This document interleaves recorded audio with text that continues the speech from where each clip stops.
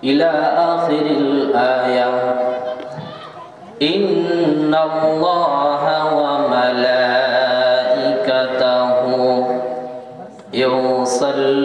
يصلون على النبي يا أيها الذين آمنوا صلوا عليه وسلموا تسليما اللهم صل على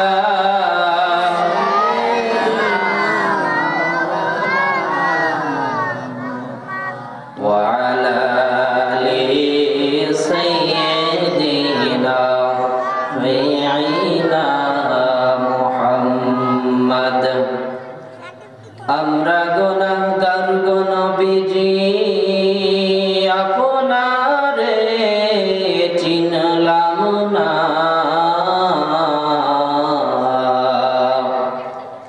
সেই কারণে রোজ হাসরে আমাদেরকে ভুলেন না আল্লাহুম্মা সাল্লি আলা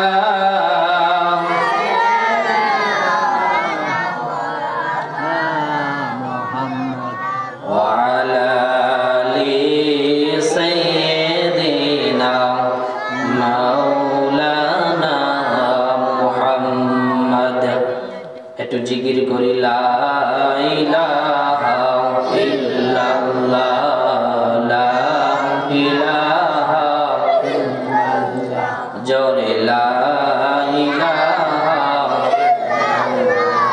নামাজ রোজা ছাইরো না মা বাবাকে ভুইলো না নামাজ রোজা ছাইরো না মা বাবাকে ভুইলো না আর জান্নাতবাসী হইতে চাইলে আর জান্নাতবাসী হইতে চাইলে প্রাণ ভরে করো সাধনা জোরে লা ইলাহা ইল্লাল্লাহ জোরে লা ইলাহা লা ইলাহা ইল্লাল্লাহ মুহাম্মাদুর রাসূলুল্লাহ সাল্লাল্লাহু আলাইহি ওয়াসাল্লাম আলহামদুলিল্লাহ আলহামদুলিল্লাহ ওয়া সালামুন আলা ইবাদিহিল্লাযীনা ইসতাফা আম্মা বা'দ উপস্থিত আমার সামনে বসা মাহফিলের সম্মানিত সভাপতি সাহেব এবং আমার পাশে বসা অত্র এলাকার ইমাম সাহেব সামনে উপবিষ্ট মুরব্বিয়ান আযম তলাবায়ে আযম ফুদালায়ে আযম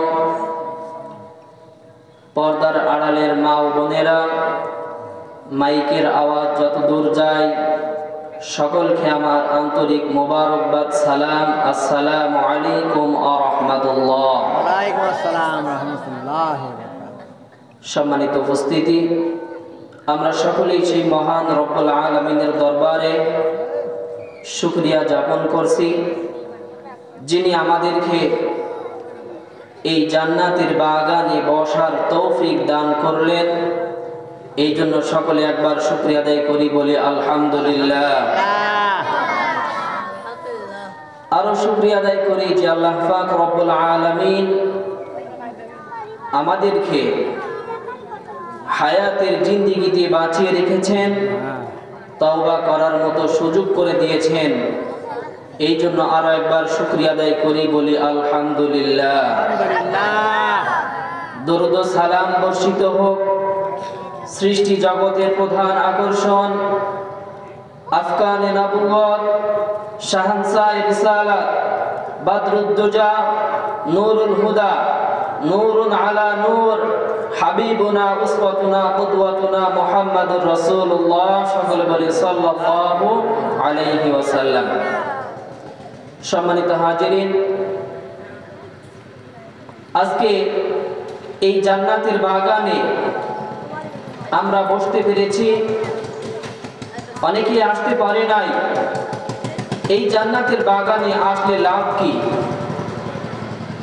আল্লাহ পাক রব্বুল আলামিন কালামে হাকিমের মধ্যে জানিয়ে দিয়েছেন, ওয়া ইযা কুরিয়াল কুরআনু ফাসতামিউ লাহু ওয়া আনসিতু লাআল্লাকুম তুরহামুন।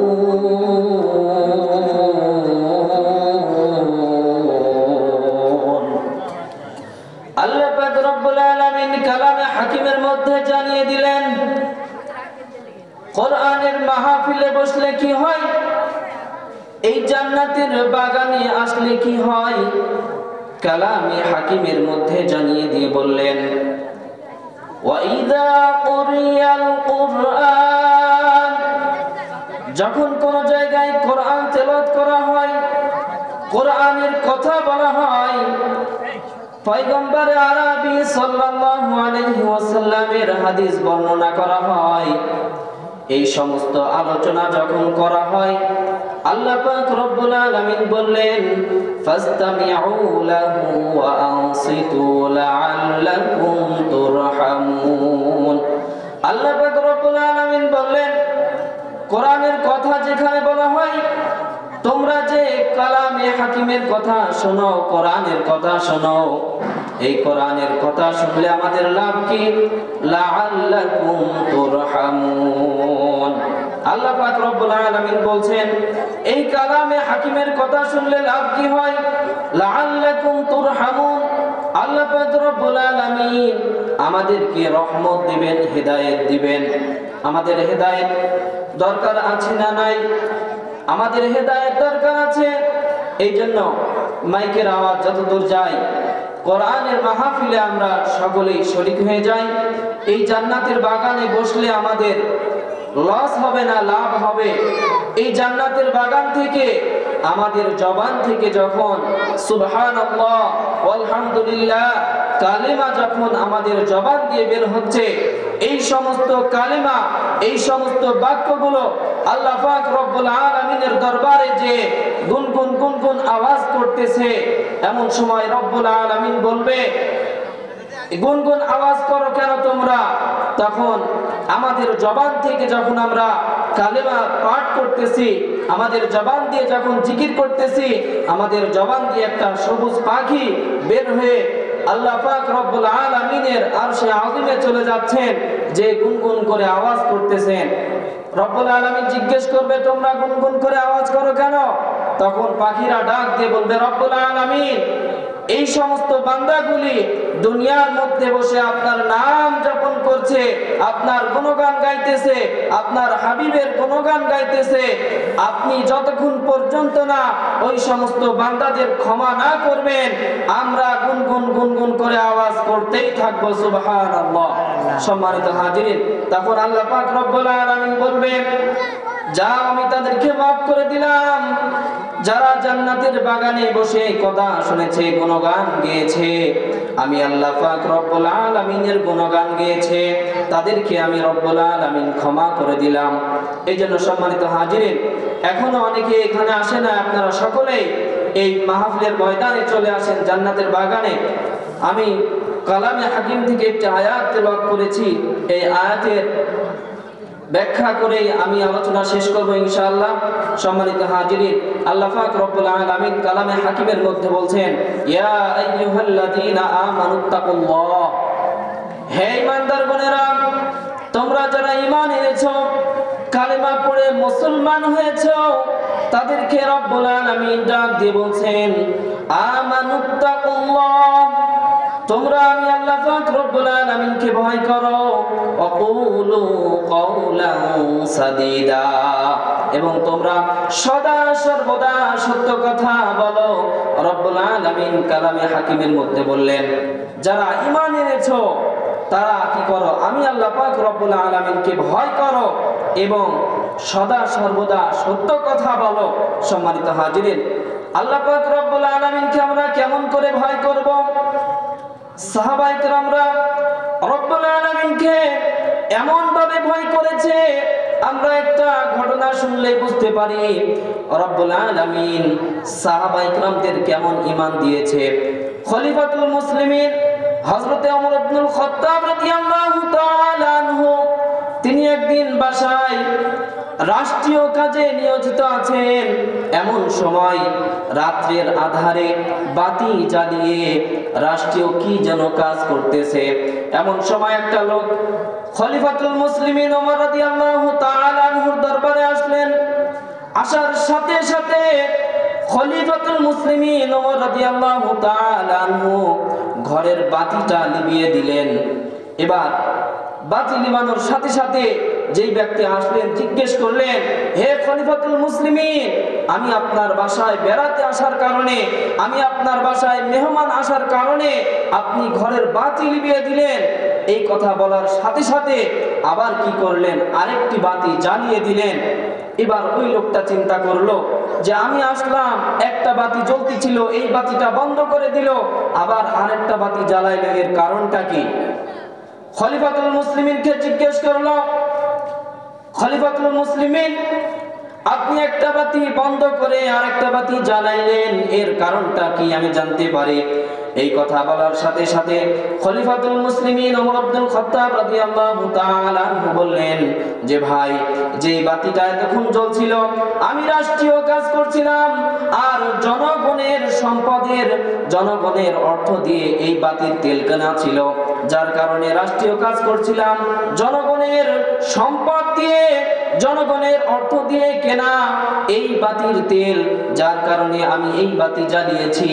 আর তুমি যখন এসেছো আমার কাছে, তুমি আর জনগণের নাম, এই জনগণের বাতি যদি জ্বালিয়ে আমি তোমার সাথে কথাবার্তা বলি, জনগণের সম্পদ নষ্ট করে আমি এই বাতির তেল পুড়িয়ে যদি তোমার সাথে গল্প করি, তোমার সাথে কথা বলি, তাহলে আল্লাহ পাক রব্বুল আলামিন হাসরের কাঠগড়ায়, আসামির কাঠগড়ায় আমাকে দাঁড় করিয়ে দিবেন। চিন্তা করে দেখেন। এবার আরেকটি বাতি জ্বালিয়ে দিল, তখন বলল যে এই বাতিটা হলো আমার নিজের অর্থ দিয়ে কেনা। সম্মানিত হাজিরিন, এই জন্য আমরা আল্লাহ পাক রব্বুল আলামিনকে ভয় করব। সাথে সাথে আমরা আজকে রবকে ভুলে গেছি, আমরা দুনিয়ার মোহে পড়ে গেছি। সম্মানিত হাজিরিন, এই কোরআনের মাহফিলে আজকে দেখেন লোকজন কম হয়, এর কারণ হলো মানুষ আল্লাহ পাক রব্বুল আলামিনকে ভুলে গেছে। মানুষ আজকে ঈমান হারা হয়ে যাচ্ছে। মানুষ আজকে যেদিকে নোংরামি কাজ, অবিচার, জুলুম, নির্যাতন করছে, এই দিকে ধাবিত হচ্ছে। এর কারণ হলো মানুষ কোরআন থেকে সরে যাচ্ছে। সম্মানিত হাজিরিন, আপনাদের কাছে আমার অনুরোধ, বিশেষ করে আজকে রজব মাসের 3 তারিখ, এই রজব মাস আমরা পেয়েছি। এই মাস থেকে আর কয়েকটি মাস পরে রমজান মাস আসবে। আমরা এই রজব মাস থেকে বীজ বপনের মাস, হাদিসের মধ্যে বলা হয়েছে এই মাসে আমরা বীজ বপন করব। এই মাস থেকে আমরা ইবাদত বন্দেগী শুরু করব। তাহলে কি হবে, সামনে রমজান মাস আসতে আসতে আমরা ইবাদত বন্দেগী বেশি বেশি করে করতে পারবো। এই জন্য সম্মানিত হাজিরিন, আমরা এই কোরআনের মাহফিল থেকে যা কিছু শুনবো, এই কথাগুলোর উপর আমল করতে হবে। শুধু মাহফিল শুনলাম কিন্তু আমল করলাম না, এই রকম মাহফিল দিয়ে কিন্তু কোনো কাজে আসবে না। এই জন্য কোরআনের মাহফিলে আমরা আসব, আসার পর কোরআনের মাহফিল থেকে যেই কথাগুলি আমরা শুনবো, এই কথাগুলি আমল করার চেষ্টা করব। আল্লাহ পাক আমাদের সেই তৌফিক দান করেন। সম্মানিত হাজিরিন, আজকে আমরা কোরআনের মাহফিল শুনতেছি কিন্তু আমরা ঈমানের পথে আসতে পারছি না। রব্বুল আলামিন যে পথ আমাদেরকে দেখিয়েছেন, এই পথে মতে আমরা চলতে পারছি না। এর কারণ হলো আমরা রবকে ভুলে গেছি। আজকে আমরা এক কান দিয়ে শুনতেছি, আরেক কান দিয়ে আমাদের কথা বের করে দিচ্ছি। এমন করলে কিয়ামত পর্যন্ত যদি আমি আপনি কোরআনের কথা শুনি, এক কান দিয়ে শুনি আরেক কান দিয়ে বের করে দিই, কোশ্চিন কালেও আমার আপনার ইবাদত বন্দেগী কবুল হবে না। আমার আপনার ইবাদত বন্দেগী কবুল হতে হলে আগে আমাকে আপনাকে রবকে চিনতে হবে, রবের দরবারে ফিরে আসতে হবে। সম্মানিত হাজিরিন, এই জন্য আমরা সকলেই গুনাহগার, আমাদের সবার গুনাহ আছে। এই গুনার বোঝা মাথায় নিয়ে আমরা রবের দরবারে ক্ষমা চাবো। আল্লাহ পাক রব্বুল আলামিন আমাদেরকে ক্ষমা করবেন। আমাদের গুনাহ যদি সমুদ্রের ফেনা পরিমাণ হয়, রব্বুল আলামিন বলছেন লা তাকনাতু মির রাহমাতিল্লাহ, বান্দা তুমি নিরাশ হও না, তোমার গুনার চেয়ে আমি আল্লাহ পাক রব্বুল আলামিনের রহমত বড়। এই জন্য সম্মানিত হাজিরিন, অত্র এলাকাবাসী আপনারা সকলেই এই কোরআনের মাহফিল থেকে যা কিছু আমরা শুনবো সেগুলি আমল করার চেষ্টা করব। আল্লাহ পাক আমাদের সেই তৌফিক দান করেন। আল্লাহুম্মা আমিন। ওয়া আখিরু দাওয়ানা আনিল হামদুলিল্লাহি রাব্বিল আলামিন।